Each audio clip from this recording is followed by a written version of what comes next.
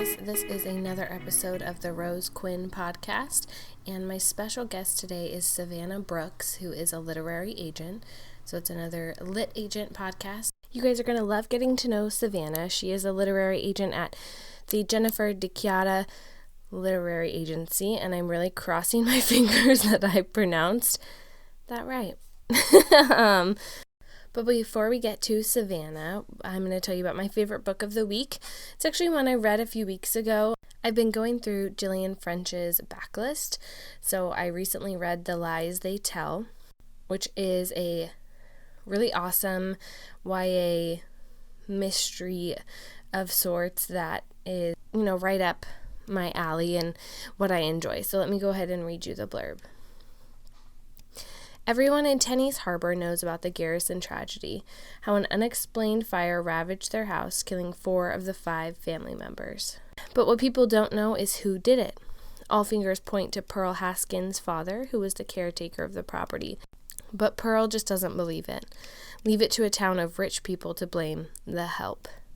With her disgraced father now trying to find work in between booze benders, Pearl's future doesn't hold much more than waiting tables at the local country club, where the wealthy come to flaunt their money and spread their gossip. This year, Tristan, the last surviving Garrison, and his group of affluent and arrogant friends have made a point of sitting in Pearl's section. Though she's repulsed by most of them, Tristan's quiet sadness and somber demeanor have her rethinking her judgments. Befriending the boys could mean getting closer to the truth, clearing her father's name, and giving Tristan the closure he seems to be searching for. But it could also trap Pearl in a sinister web of secrets, lies, and betrayals that would leave no life unchanged if it doesn't take hers first. I think Gillian just does a really good job, again, of this small town with the mysteries and secrets, and this girl who just really wants to clear her dad's name and to figure it out, and she ends up putting herself in places she probably wouldn't have ever been, with people she wouldn't normally be with. And it's a really good read. I really enjoyed it. And at the end, it leaves you thinking a little bit, and it's got some good twists and turns. So I definitely recommend The Lies They Tell by Gillian French. So I know I've been doing a lit chit chat every episode, which I love, but Lit Chit Chat is on hiatus this week due to my getting sick before my kids even got sick at school and moving at the same time. So next week we will have an awesome Lit Chit Chat. But let's go ahead and just get on to Savannah Brooks. She is a wonderful literary agent, and I think you guys will learn a lot from her story and her answers to questions about queries and different things that she's kind of looking for right now. So let's go ahead and get to know Savannah Brooks.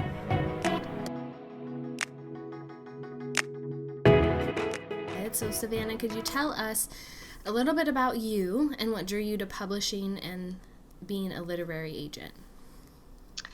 Well, back in 2015, I started my Master of Fine Arts in Creative Writing. And while I was going down that path, I was simultaneously trying to get into publishing. Mm-hmm. And I originally started on the editorial side, so interning at publishing houses locally in the Twin Cities. Okay. And I love the editorial work. I love the hands-on with the manuscripts. Yeah. But another internship that I ended up getting was with my agency, the Jennifer Chiara Literary Agency. And I was doing manuscript evaluations for them. And the liaison sort of aspect of agenting, getting to know both the authors and the editors, that was really attractive to me. So about a year and a half into interning with them, I asked the agent I was interning with if I could take on more responsibility, and he was like, I think that you should just try and be an agent, which was kind of shocking, but ultimately very exciting. Yeah. And it's been great, the relationship building side of it with both authors and editors is something that I was really, really missing on just the in-house editorial side. Yeah. You get the best of both worlds where you are now. Yeah, exactly. That's awesome. So you went to go get your MFA. Before that, when did your love of books begin? That kind of led you down this whole path. I suppose probably the same for everyone in the publishing and writing industry, before I can remember. Right. That's a typical answer I get. Yeah. I have an older brother. He's 3 years older than me, and my mom would talk about how Reed is his name, would be reading through the books, and I'd be like following along, pretending like I knew what they said. So, a big poser that early on. So yeah, my whole life, obviously reading was a really big thing. Writing was a really big thing.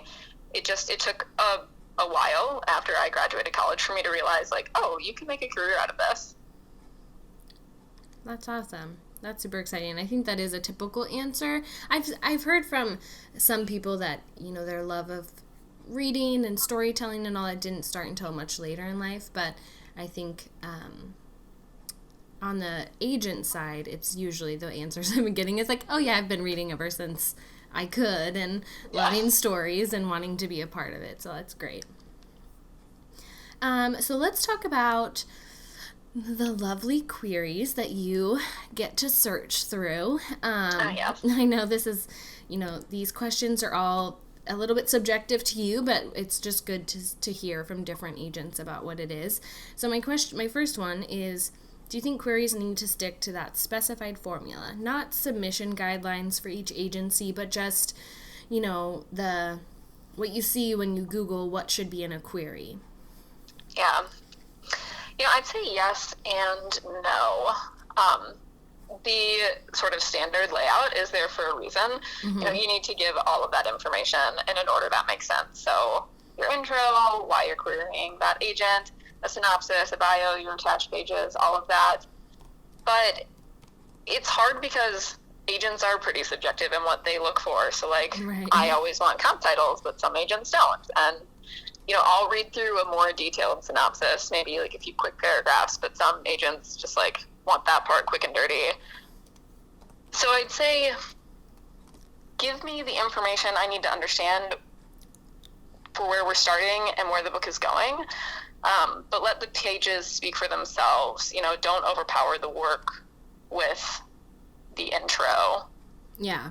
I think the query can I personally have spent lots of time on queries where you're just beating your head against the table, trying to make it super exciting, the best it could be, but you want it to ring true of your story and just accomplish a simple task of hooking somebody to want to read it more, And I feel like wanting to stand out, authors get lost in that a little bit and try and go above and beyond, and it kind of gets lost in that. Yeah, and I will say I use Query Manager, so that has fields for authors to fill out. Some of them are standard and some of them are customized to me. And a lot of times what I see is people not really answering the question, I think because they want to be original or clever. But I really just want you to answer the question. Right. So giving the important information that's the biggest part. I think I've seen a lot of those online forms to submit a query, and I love those. I feel like it definitely makes it so you, on your side, you get all the information you need. I guess maybe not all the time if somebody's not actually answering the question, but it definitely helps you get as much information. And I am just not organized enough, email-wise. I know some people have tags, so they separate out queries and things like that. But yeah, that's a superpower to me. Yeah, that's awesome. Emails are the bane of my existence. Somebody will email me and I'll read it and then mark it as unread and then go back to it 3 days later. It's a lot of work to manage your inbox just as a normal human being, but being a literary agent, I can't imagine having all of that in there. So what is, for you, your number one query no-no? When you come across in your query as either being really cocky or being really defeatist. Mm-hmm. So, I don't want to hear, oh, you'll regret if you don't sign me. And I don't want to hear that, you've basically already given up on your book and your career. Yeah. And, just kind of jarring personality traits in general. Just be normal. And, that can be whatever that means for you. Just be your most normal version of yourself. I'd say for authors, in the query letter, you don't need to try and quote sell yourself. If your work is solid, I'm going to be interested. And a few steps down the line is when we'll get to the point of figuring out if we would work really well together. Right. So just like coming off as a normal human being is appealing. That's fine. Yeah, that's good for me. That's good to know. I think too, that could be something if you're finding it hard to just let your work speak for yourself. Maybe, or it doesn't seem like it's super exciting. Maybe there's something that you need to go back and fix if you have to put a bunch of flair on it, Yeah. I think one of the ways to figure out what your voice should sound like in a query letter is to tell someone close to you what your book's about, and a little bit about yourself and whatnot. The way that you naturally speak oftentimes comes across as like authentic and fairly unique. That's a really good idea. That's smart. Tell somebody about it and then try and write down what you said and then use that. Use parts of that. And like maybe have them summarize for you so you can make sure that you're getting it dead on. But yeah, I like that. That's definitely good advice. So in a query, which you see so many of, I can't even imagine, and the first pages that people will send you, what are some things that you see in those that will make you stop reading? I have a few different things. The first is if I'm thrown into a world without established rules, so this is, more a fantasy and science fiction, there are ways that you can ground your reader in the world in the first few pages, and still work on world building later on. I mean, world building is so difficult, but starting out somewhere that feels very normal, like in a character's home or in their place of education or wherever, where we can get our feet under us and then like send out those tendrils of information to start building a world as a web. Like if I'm thrown into the middle of a scene or a ton of stuff is happening and I don't really understand how, I'm pretty immediately out of the story. Right. And I don't really trust that I'm going to feel much more grounded later on. Yeah. So that's one. And then this is kind of hard to articulate, but just kind of like a blah voice, I guess. I've read manuscripts where the plot is really solid, but especially in YA and middle grade, the voice of your character is so important that even if the plot is like, you've got a well-plotted story, it's going to feel just like any old thing that I could pick up anywhere. There's not going to be anything particularly unique about it. And so getting that voice, like differentiating that voice in the first page, preferably, the first paragraph preferably, that's going to keep me reading. And I'll stick with it a little bit, but if in the first few pages I can't tell you anything cool or unique about your character, then I'm pretty much out. And then another thing, I love that YA is really focusing on issue-driven YA, but I think that if you're going to write issue-driven YA, especially YA that deals with trauma, the subtlety is very, very important.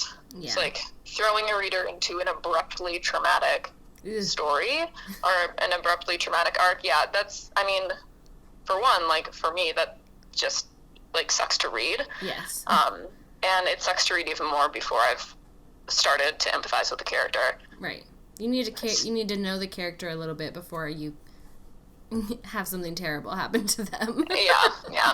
So finding like that sweet spot of starting in a place where the character feels like really compelling, but that the plot isn't stripping everything else away. Okay. That's really good advice. I think just good, because beginnings can be so difficult to nail down. So I think that's good things to remember. Yeah. You definitely don't want to be confused when you're first starting, or like, who am I even reading about? Who is this character? Yeah, who is this person? Why do I care? Right. Yeah. That's never good. Well, on the flip side, what is your favorite thing to see in a query? Yeah, pretty much exactly on the flip side. Right. I want to see the voice of the character come through, like in the pitch or the synopsis.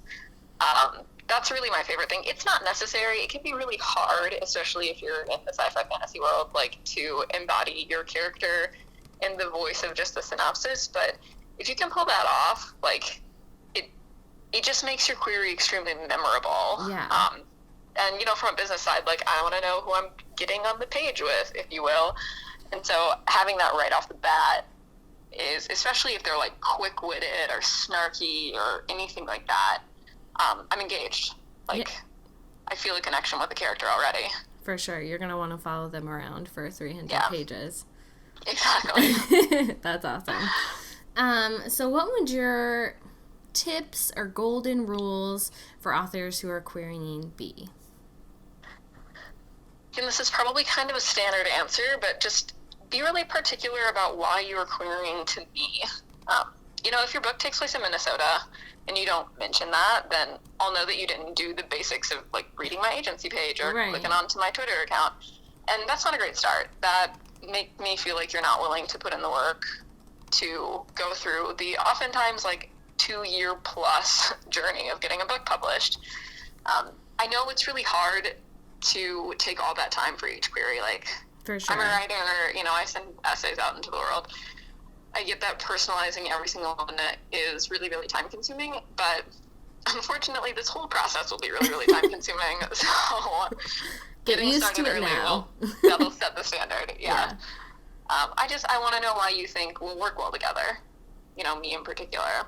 Yeah, I think that's super important. And I think querying is something that is a lot of, like, the bane of most writers' existence. But if you think about it in the positive way of finding a partner for your story to go through that super long journey with, of getting it to where you want it to be on a shelf in a store somewhere, that can maybe make you a little bit more motivated to do the research on the front end and start learning how to be patient throughout this whole process. Yeah, I mean, if you want to be a career author, you're thinking of working with me for 20 years, 30 years, 40 years. I mean, that's a long, if we stick together the whole time, like, that's an extremely long relationship. That's super long, yeah. And you want to make sure you get it right. And you can always switch agents. Like, if things don't work out, you see that, people looking around for other agents, and that's fine. But you don't want to have to go through that. You want to get it right on your first try. Well, yeah, because it can take some people so long to even get that first try. Don't waste it. Yeah. So, what do you look for in an author once you've, read the pages or the whole manuscript, you love it? What are you looking for when you're on that call with them? I'm mostly focusing on just a basic, like, pretty easy banter back and forth of conversation, and that's a low bar, right? Like, right, that is. For most people, you already hit that, but you never know. You don't want to get on the phone with someone and it just be like awkward and you're really butting heads. Mm-hmm. But other than that, I'm really looking to talk about their career trajectory, platform. I know, the horrible, horrible word platform. But essentially what they're thinking about for the next book, how they're thinking their career will pan out, and then how willing they are to work with me on that. So, if I have someone on the phone with someone who's writing YA contemporary, and they're like, yeah, what I'm planning next is like a high fantasy sequel or a high fantasy trilogy, let's say. Ooh, that's very different. Exactly. And so my response to that's going to be like, we're talking about how important it is to build up a platform in a specific genre. So if you're going to write a YA contemporary book, your next book it would be a good idea to stick with YA contemporary.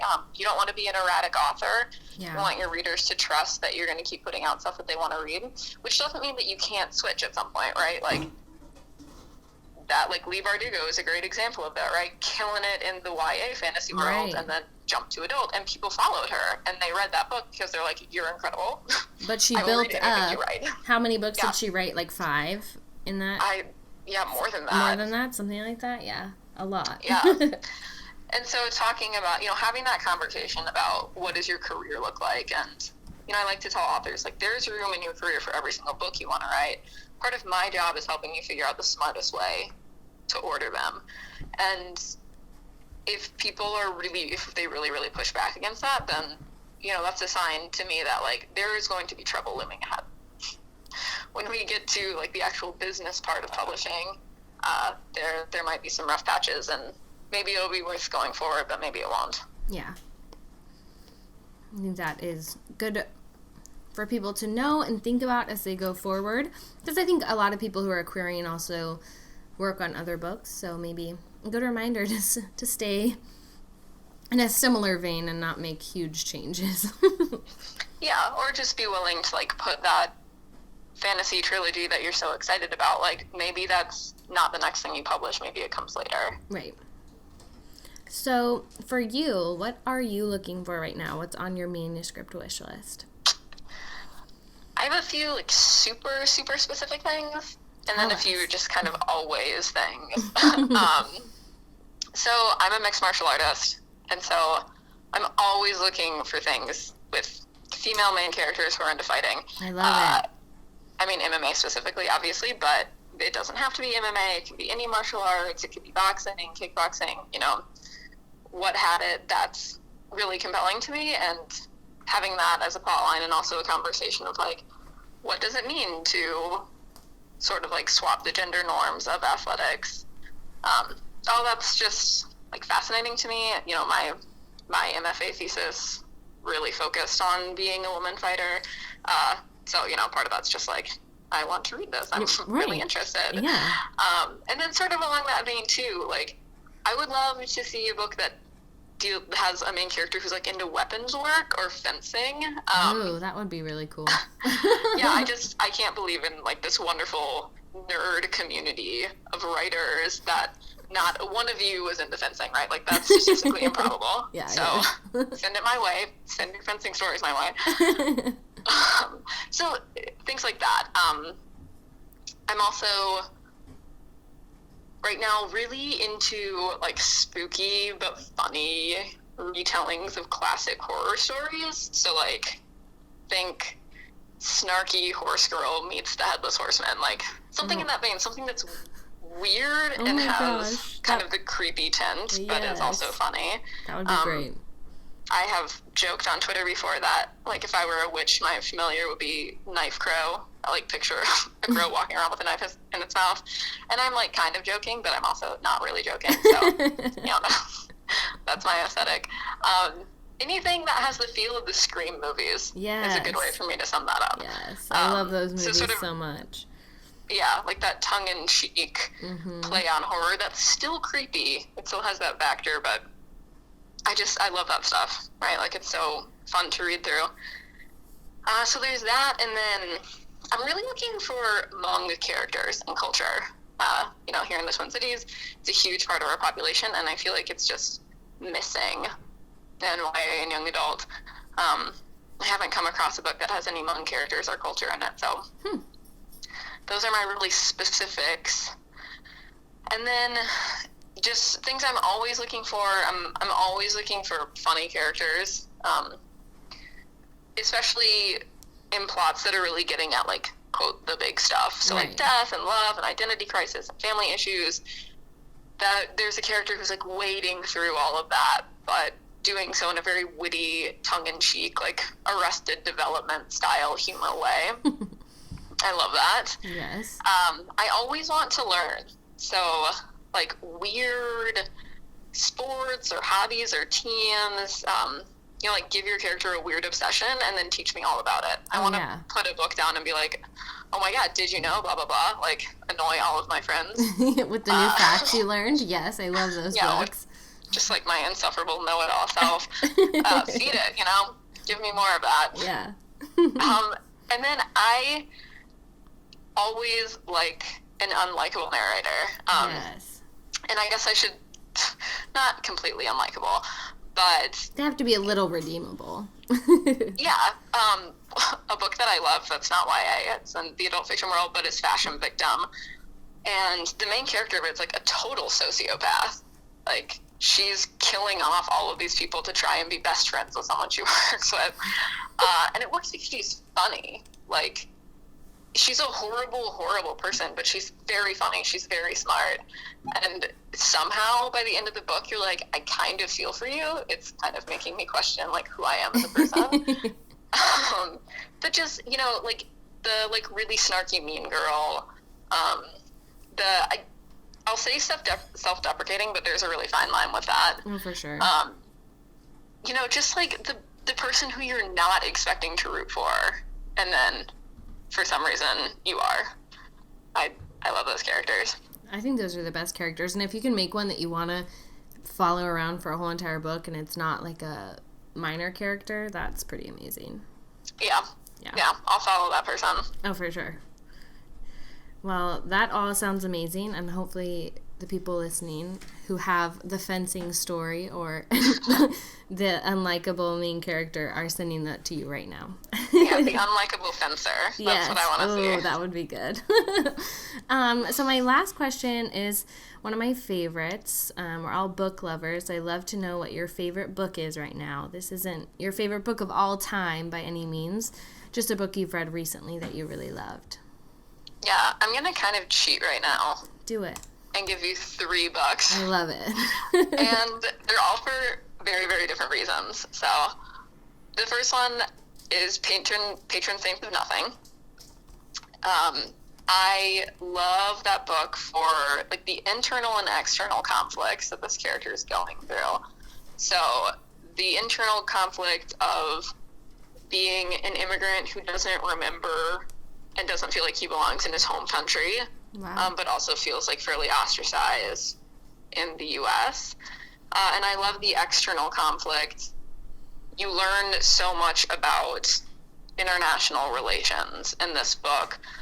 So many things about the Philippines that I didn't know was going on, but just like really smart cultural observations that a lot of readers, myself included, it would be very hard for us to gain access to that. Yeah. And then my second book is Always Never Yours. And this is just for the voice of the main character. Like, the main character is punchy, she's flirty, she dates like a ton of guys in a short amount of time, and she's like not ashamed of it at all. She's very self-owning of her personality, and that's just refreshing. Like, It's refreshing to have a teenage girl who can be like, this is who I am. And, you know, obviously she has like some conflicts with her identity, but it's not the thing that you're expecting her to be shamed for. That sounds awesome. Yeah, it's a nice turn on the stereotype. And then the book that I'm reading right now is called This Book Is Not Yet Rated. Part of it's because it takes place in Minneapolis, so like obviously I love that. Yeah. But it's a great example of what I was talking about earlier about how I really want to learn. So the main character in this movie is obsessed with film, like total cinephile from the early 1900s on, and that's not a subject area that I know a lot about. But as I'm reading, I'm learning, and I also can just feel how passionate not only the main character is about it, but how passionate the author is about it. Like, the author is basically asking me, like, please love this thing also, and I am loving it also going through because the character is so enthusiastic, and it's so well played through the story. Like, it's just an amazing job of weaving in research and, personal expertise.